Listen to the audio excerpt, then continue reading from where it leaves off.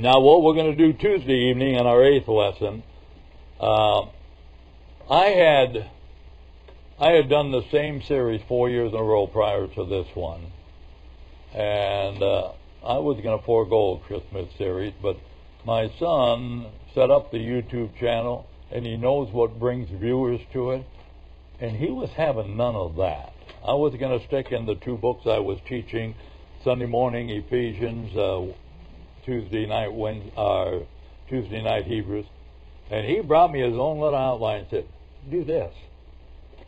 And there were 3 lessons, and when I did the same one for four years, I think, the first 2 stories were about Mary, the second 2 about Joseph, the third 2 about the shepherds, and the last 2 about the wise men. So he said, why don't you try that? So the first 3 lessons were things in the Old Testament pointing toward. The first 2 were, in essence, prophecies of the coming Christ, and how God has had this on His table forever. Did you know that the people who are going to heaven have their names written down in a book in heaven right now? It's called the Lamb's Book of Life. And do you know that that book was written before the foundations of the earth, the Bible says? Which means God has forever known who would embrace His Son Jesus before there were any people to embrace Him. He's forever known it. And if your name's in that book, I hope you believe in happy endings. Because He's had that book there in eternity backwards. And nothing's going to change that book. So Jesus said, no man comes unto the Father but by me. That book is full of names who came to God through His Son, Jesus Christ. And God's always known who they would be. So, in verse 26, and in the 6th month, what 6th month? The story right before that, we talked, it was I believe the 3rd lesson on John the Baptist, the forerunner of Christ.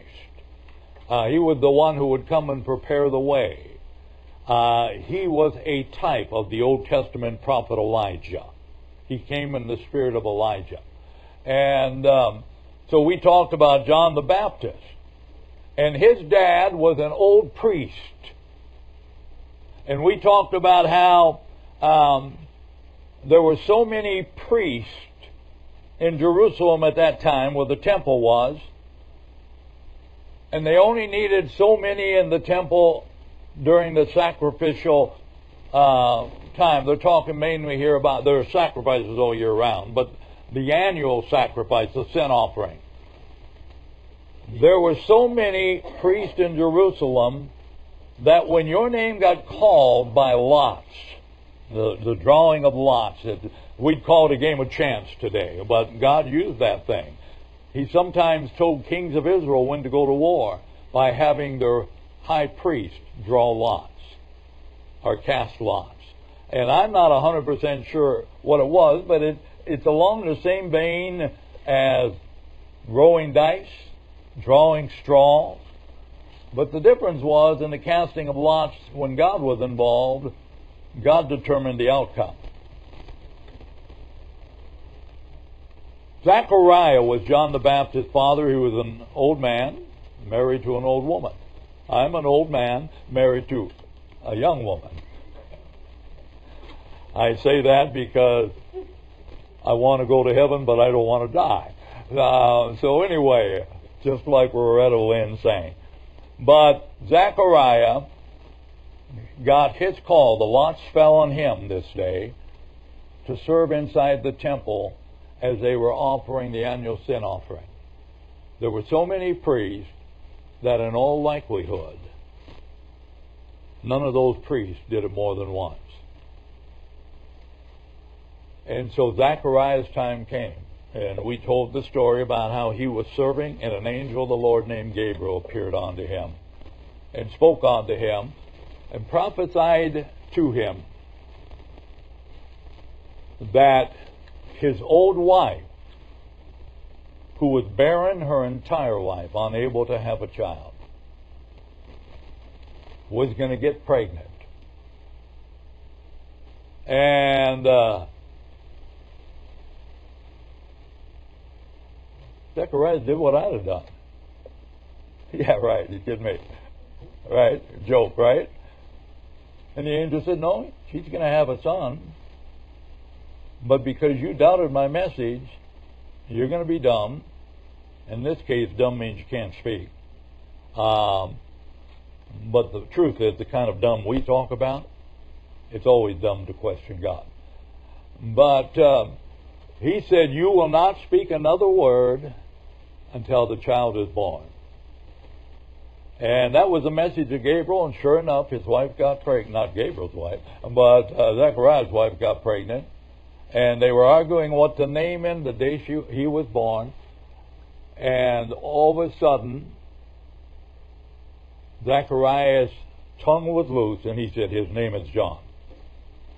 And so he had an experience with Gabriel. Now we read here, Gabriel wasn't done yet. 6 months later, that's where the 6 months comes in. Elizabeth was now 6 months pregnant as the word of the angel came to pass. Now that same angel comes and speaks to Mary in Galilee. So it said, in the 6th month the angel Gabriel was sent from God unto a city of Galilee named Nazareth. Who is this Gabriel that was sent? Well, again, we just shared with you earlier in this chapter, there's a few of the verses that deal with the story of Zacharias, John the Baptist's father. So, this time, however, in verse 27, this time he was sent to a virgin espoused to a man whose name was Joseph, of the house of David, and the virgin's name was Mary. Now, in full disclosure, I want to point out, in America today, we use virgin usually in a specific way. We're talking about a woman who has not had sexual relationships with a man. That's the way in America. You say somebody talks to you about a virgin, that's the first thing coming to your mind. It wasn't necessarily that way. It was that way in this case. But the word itself, remember the New Testament was written in Greek. The Greek word used here that the King James translated virgin, some of the modern translations render it young woman. Because it doesn't always mean virgin. However, there are other verses that we're going to read in this narrative that prove, in Mary's case, virgin meant exactly the way we take it to mean. But it didn't always mean that. It could just mean a young woman of marriage age, old enough to get married. But even though that word by itself doesn't prove that Mary was what we would call virgin, some following verses will. All right, so look at verse 28. And the angel came in unto her. So Gabriel arrives to talk to Mary, and he came in unto her, and this is the way an angel addressed Mary. Hail, thou that art highly favored. The Lord is with thee. Blessed art thou among women. The word favored there comes from a Greek word charitou, which means, according to Vincent is a Greek scholar. I have so many commentaries in my Bible program on my computer. I just love commentaries. You read, there are people who have written comments on every verse in the entire Bible. I've written four commentaries on 4 epistles. That was a lot of work. There are 66 books in the Bible. And there are people who have commented on every verse in 66 books. And they amaze me, and I love them. Now I'm going to tell you, when you get to know me, you'll find out I say this a lot. You show me 2 people who agree on everything, and I'll show you one who's not thinking. thinking people are going to disagree sometimes. I don't agree with everything I read from every commentary. Doesn't make me lose my respect for them. How many of you know we can disagree with people we respect? And so I disagree with them sometimes. But nonetheless, I better get back to this lesson. I'm veering off. And so to get this covered, nonetheless, he's saying here, we were talking about who Vincent was. He was a Greek scholar. When he comments on a Bible verse, he just covered the New Testament, because the New Testament was written in Greek. Old Testament was written in the language of the Jews, Hebrew. Although when Jesus was here, they had already translated it into Greek. And the Greek translation of the Old Testament in Hebrew was called the Septuagint. And so Jesus often quoted from the Septuagint. Now, why was all that? Alexander the Great conquered the whole then known world when he was emperor of Greece. Ambitious guy. But I did something he never did. I lived to be 73. He died in his young 30s. So he accomplished a lot. But he wanted his soldiers to be able to govern all of his kingdom. And so he mandated that everybody in his kingdom, whatever was their natural language, learn a simple form of Greek so his soldiers could communicate.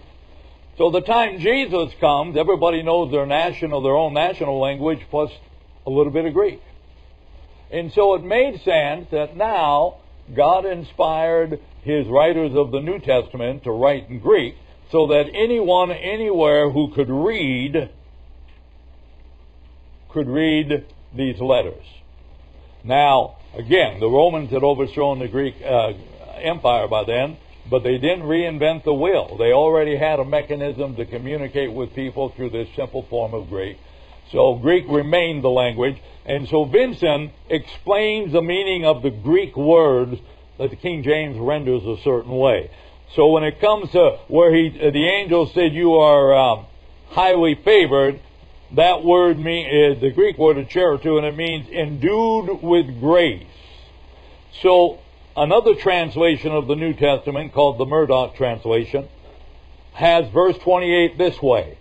And the angel entered the house and said to her, Peace to thee, thou full of grace. That's what Murdoch translation renders that sentence. Now, to show you something, what does it mean?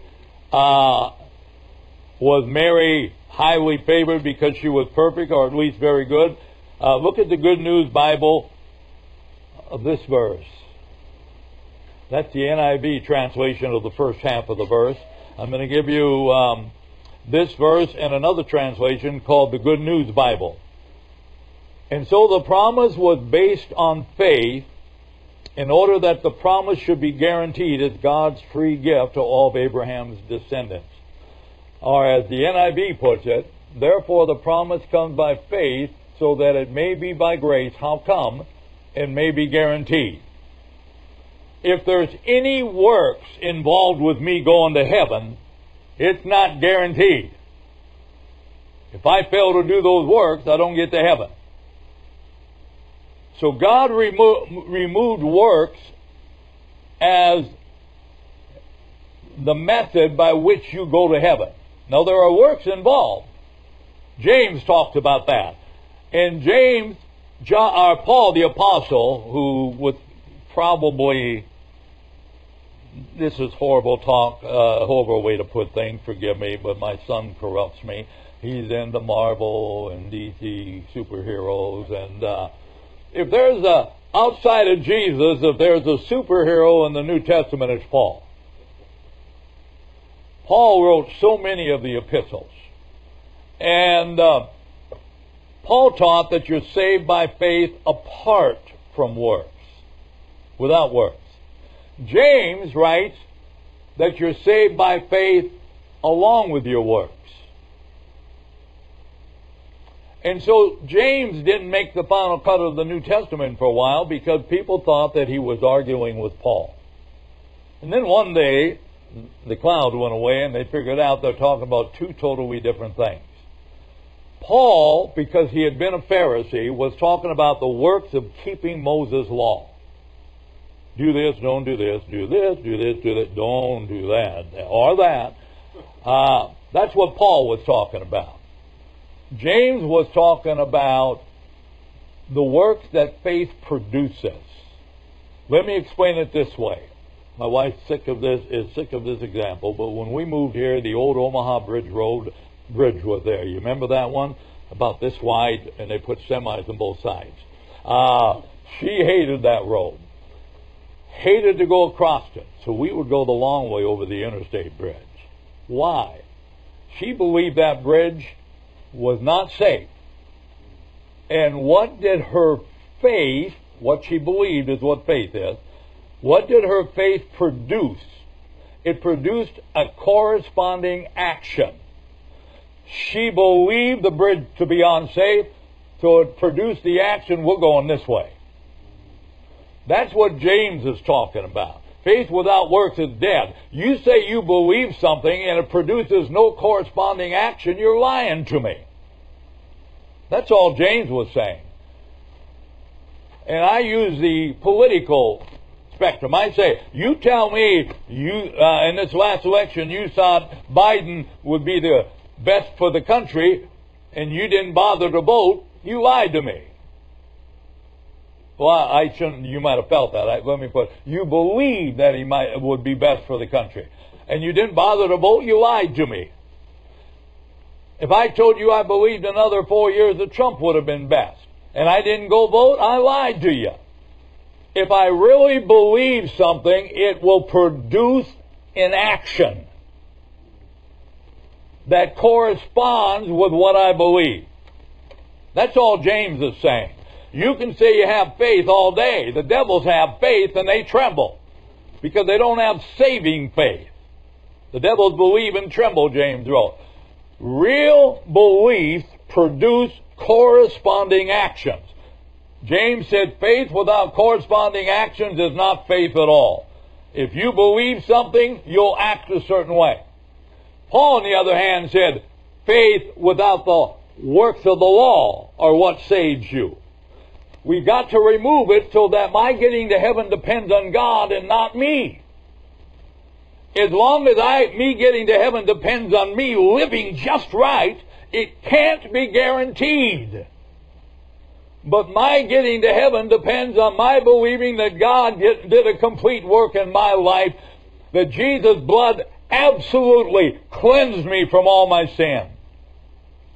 And so I put my faith in God and trust Him to get me all the way to heaven. So that's the two doctrines here. And so the angel, the reason I bring that out, though, is where the angel called Mary highly favored. The Greek word is the same Greek word here in for Romans 4:16, was based on faith in order that it should be guaranteed as God's free gift, or as this verse puts it, therefore the promise comes by faith that it may be by grace. That word rendered grace there is the same word rendered favored. When the angel said, thou art highly favored, he's in essence saying, man, God has picked you out and you're covered with grace. You know, I don't always act like it, but I'm going to tell you something. I am highly favored by God. I was talking to a couple of friends of mine. Sometimes it's hard for Christians because we love God so much and we don't want to disappoint Him. There is a sense, now listen up, you cannot disappoint God. You say, what do you mean? God's known for an eternity what you're going to do every day of your life. And He saved you anyway. I can disappoint Barb, and I have. I mean, I say that sincerely. We've been married 53 years. There's times I've disappointed her. But I only disappoint her because she expected one action from me and got another. I can't disappoint God, because He saved me knowing every stupid thing I would do. And He's known it forever, and He saved me anyway. When you understand this, you fall deeper in love with God. You know, I don't want to cheat on my wife.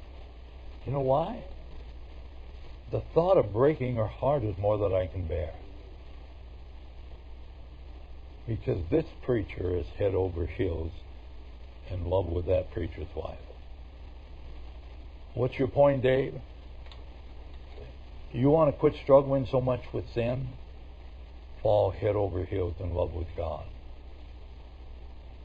Just fall head over heels in love with Him.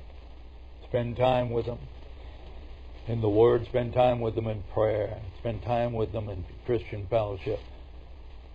Get to know Him better. I can tell you, you get to know Him better, you're going to fall head over heels in love with Him.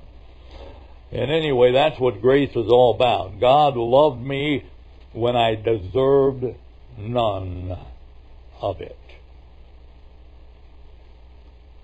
Every Christian who goes to heaven, I want to tell you something I already know about them, having never met most of them. They didn't go wooing God. God came wooing them. God sought after me. Put that in your computer and try to deal with it. I don't get it.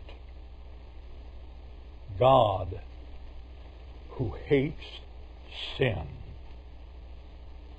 sought after this sinner. And I'm not going to love him?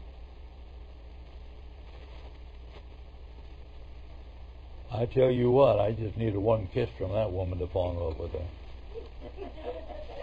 Or one walk through the graveyard. She's weird when I married her. She loved to stop on the side of the road and walk through graveyards. So we didn't know anybody there, but I guess she was just checking to make sure her name wasn't on any of the tombstones. I don't know. But verse 29, and when she saw him, when Mary saw Gabriel, the angel, she was troubled, and cast in her mind what manner of salutation this would be. So she obviously knew this was an angel. And she thought, why is this angel saying that about me?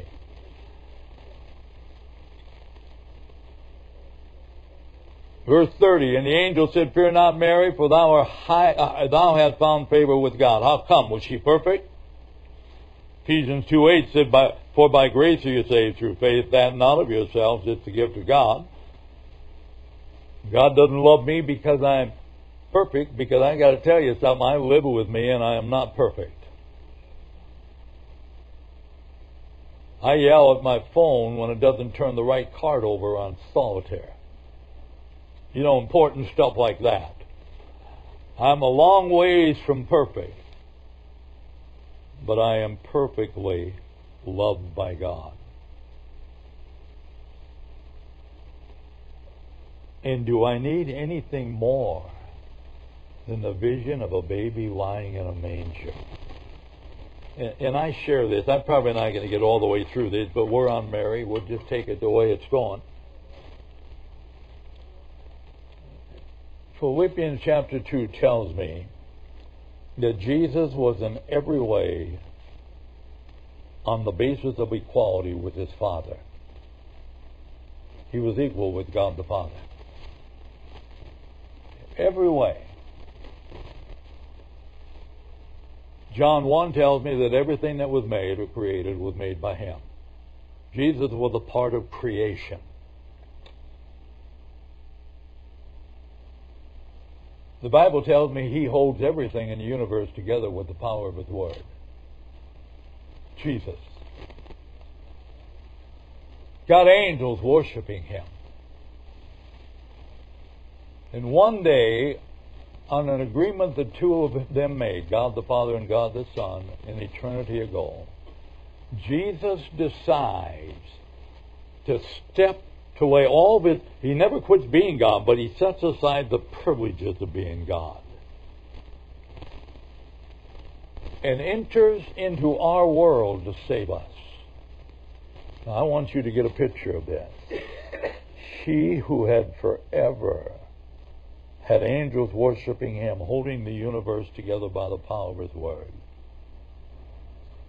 entered this world. I want you to capture this in your mind, the same way you did, in a womb of a woman for 9 months. God, you talk humiliating. When you're a baby in a womb, you don't know nothing. Pardon the grammar. You don't know anything or nothing. You don't know nothing about anything, or you don't know anything about nothing when you're in the womb. But the bottom line is, that was God in there. And Philippians 2 said he humbled himself and became like man.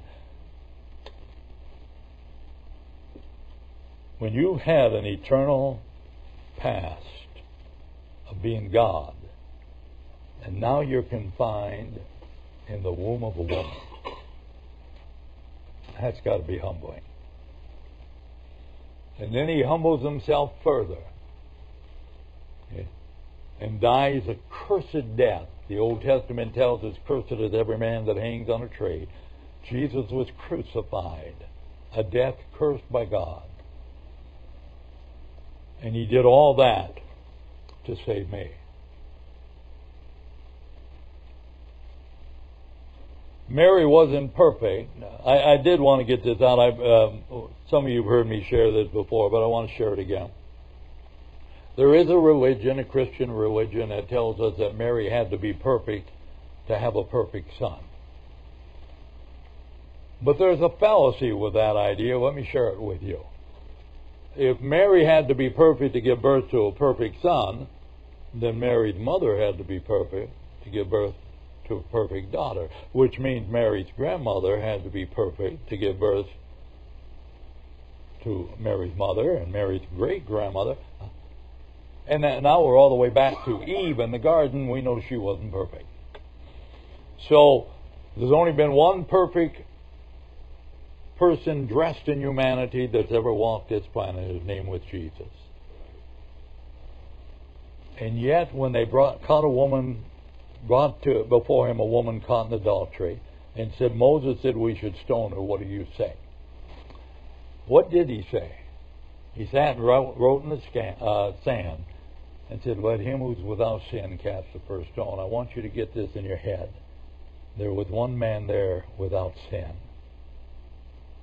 He's the one writing in the sand. He had no desire to throw a stone. The one's full of sin, waiting, frosting at the mouth, to get Jesus in trouble with the governor of Rome, governor of Jerusalem, the Roman governor Pilate, by saying, stone her. But when they all walked away, Jesus said, where are your accusers? Jesus, there are none. He said, neither do I condemn thee. The saddest thing to me, I have family members who aren't saved. The saddest thing to me is Jesus pursues after them. And up to now, they haven't been interested. I have a brother who's an atheist. Doesn't even believe in God. And my prayer is that God will continue to woo through whatever means necessary until he bows his knee and asks Jesus into his heart. None of that would be possible. My atheist brother Jerry would have no opportunity for salvation if it wasn't for this little story right here. A woman had faith that the message was from God. By the way, before I do leave this message, verse 34 on the back side, when the angel said, you're going to have a child, Jesus said, Mary said, then said Mary unto the angel, how shall this be, seeing I know not a man? That's the scripture I was referring to earlier, that verifies that Mary was a virgin in the sense that we use the word in America. Not in the sense of a Greek word, just being a young woman in marrying age. Mary had had relationships with no man. And so she said, I don't get this. How is this possible? Now she questioned like Zacharias did. But there was a difference here. Mary had a legitimate question, because up till since Adam and Eve, I exclude them because they were created and put here. But since Adam and Eve, there has not been one single birth of a human being that didn't involve in some way a man and a woman. I say in some way because sometimes it's artificial insemination. But in some way, there's a man and a woman involved in every birth. And now this angel's telling Mary, you're going to have a baby, and there's not going to be any man involved. Don't you think it was all right for her to doubt a little bit? But God, through the angel, continued to talk to her and convince her. And when it was all done, Mary said, do whatever it is you want to do with your handmaid. And the rest is history.